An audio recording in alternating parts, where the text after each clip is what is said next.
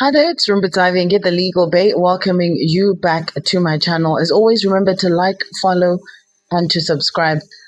Today, I come to you on a very somber note, and this is coming against the background of the tragedy that occurred on Lake Kariba that has seen many lives lost. 92 is no longer just a number. 92 persons dead, 92 families affected, 92 stories to be told, 92 explanations to be given about this terrible, terrible event. So here's what we know, that on the 11th of August, the Mbuya Nehanda boat that was operated by Rida capsized. We also know that this boat had exceeded its carrying capacity. But perhaps the question we should be asking is not what happened. The question is, was this preventable? Was there negligence?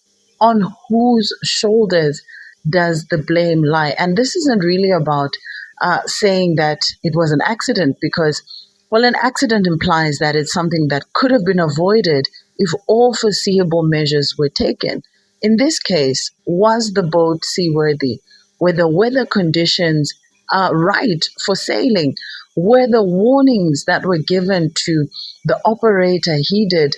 Was the authority in agreement with the ship sailing?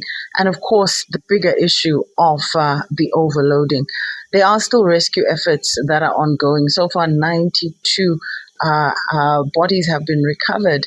And the saddest, all these stories are very sad, but I was particularly struck by a father who was describing that he found out that his 2-year-old was one of the victims after seeing a video on social media, and he was able to identify the pair of shoes that he had put on his son's feet that morning.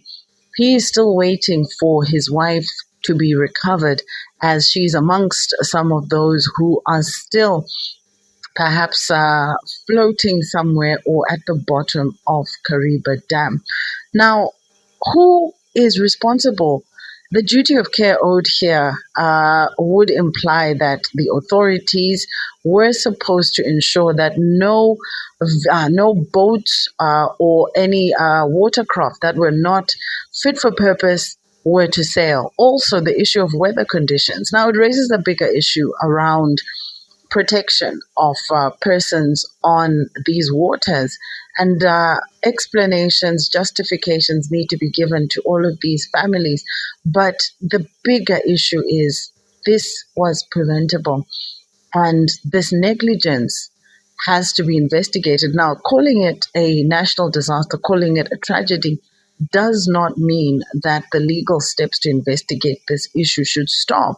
And ultimately, this is now one of the biggest tragedies that has been witnessed and experienced by Zimbabweans, 92, and this number could continue to scale up.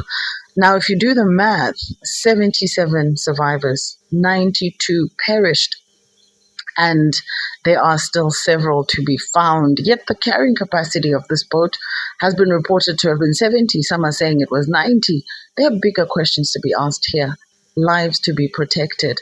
But ultimately, this remains the biggest test for this massive breach of a duty of care, this massive negligence.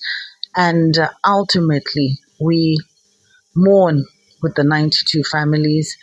And I offer a message of condolence. This is truly a sad and tragic event, but lessons must be learned from this, and indeed, inquest must be done.